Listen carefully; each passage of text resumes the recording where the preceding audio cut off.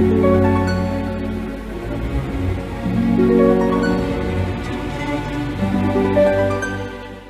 Sagittarius, saya dengan Madam Aza. Kita bacakan sekarang kartu tarotnya untuk Sagittarius. Yang pertama adalah untuk karir.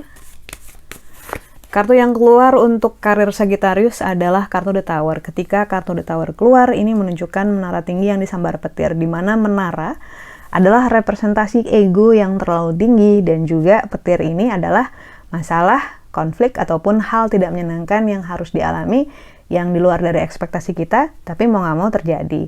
Karena tugas dari si petir ini adalah mengajarkan ego kita biar nggak ketinggian gitu. Supaya kalau misalnya menaranya sudah rata dengan tanah, kita relevan lagi dengan masalah yang ada, dengan orang-orang yang ada gitu ya. Kita bisa ngelihat segala sesuatu apa adanya. Kalau ego kita terlalu tinggi, which is ini adalah hal yang sangat biasa, manusia kalau hidup ya tentu saja ada ego. Masalahnya jangan terlalu tinggi. Karena kalau ego kita terlalu tinggi, kita di atas gitu ya.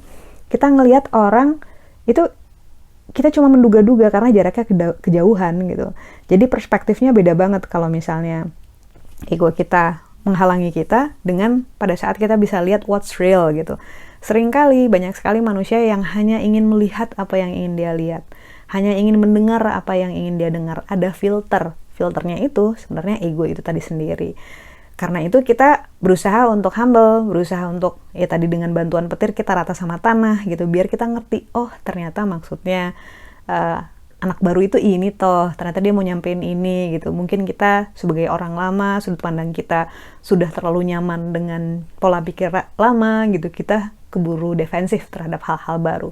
Contohnya seperti itu. So selalu anggap tantangan, masalah, kegagalan bukan sebagai suatu hal yang buruk, tapi anggap itu sebagai challenge, sebagai pelajaran baru, sebagai suatu hal yang refreshing, biar kita bisa maju lebih cepat lagi. Lalu untuk percintaannya Sagittarius, kartu yang keluar adalah Wheel of Fortune. Wheel of Fortune ini ketika kartu ini keluar mungkin sudah pada ingat ya, gitu, udah pada tahu. Roda yang berputar tandanya menunjukkan adanya perbedaan. Yang awal-awalnya di atas mungkin bisa turun ke bawah, dan adanya di bawah bisa bergerak ke atas. Dalam arti kalau kita ada di bawah, maka cara-cara kita, metode kita belum tentu sama dengan cara-cara pada saat kita masih di atas. Harus ada metode yang lain, harus ada hal-hal berbeda yang dilakukan. Intinya adalah tentang adjustment ataupun penyesuaian gitu ya.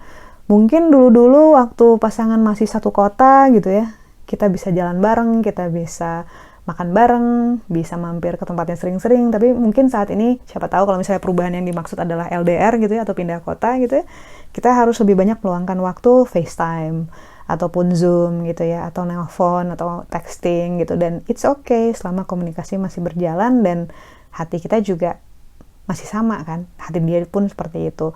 Intinya lebih cepat fleksibel, lebih cepat nyadar bahwa situasi, posisi berubah gitu. Nggak semuanya sesuai dengan rencana kita mungkin, but it's okay. Nggak ada hal yang perlu dikhawatirkan.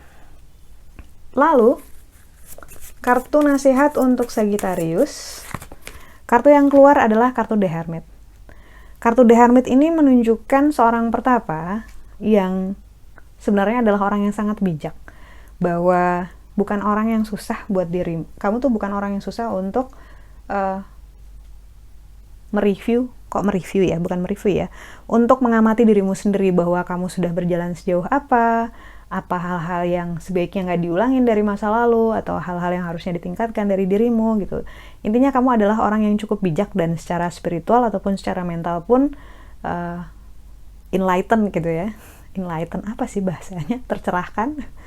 Karena itu kamu diminta untuk coba mengamati masa lalu kamu. Masih adakah belief system yang menghalangi kamu mendapatkan hal-hal yang baik gitu. Misalnya dalam segala hal kamu mungkin sudah bagus, tapi terganggu dengan overthinking yang bikin susah tidur kalau malam misalnya. Mungkin bisa dicari apa sih hal-hal di masa lalu yang mengakibatkan kamu overthinking gitu. Apakah ada kekhawatiran, apakah ada keraguan-raguan? Kalau iya, solusinya apa? Karena kartu The Hermit ini dengan dua tangan di atas, sebenarnya satu tangan di depan agar kita fokus pada tujuan, namun satu tangan di belakang yang menunjukkan bahwa setiap orang punya sejarah, punya masa lalu.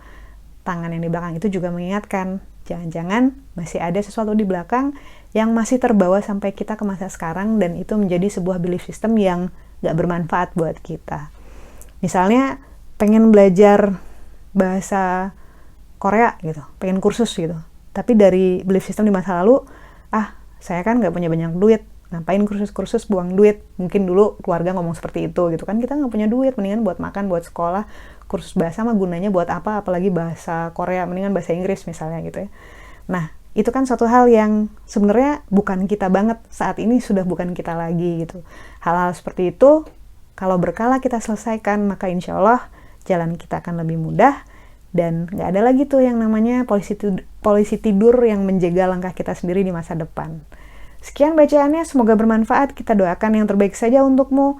Semoga sehat selalu, panjang umur, kaya raya, bahagia, berkelimpahan segala hal yang baik dari Tuhan Yang Maha Esa. Terima kasih bantu saya dengan cara diklik like-nya. Udah diklik belum? Subscribe, share, dan juga komen.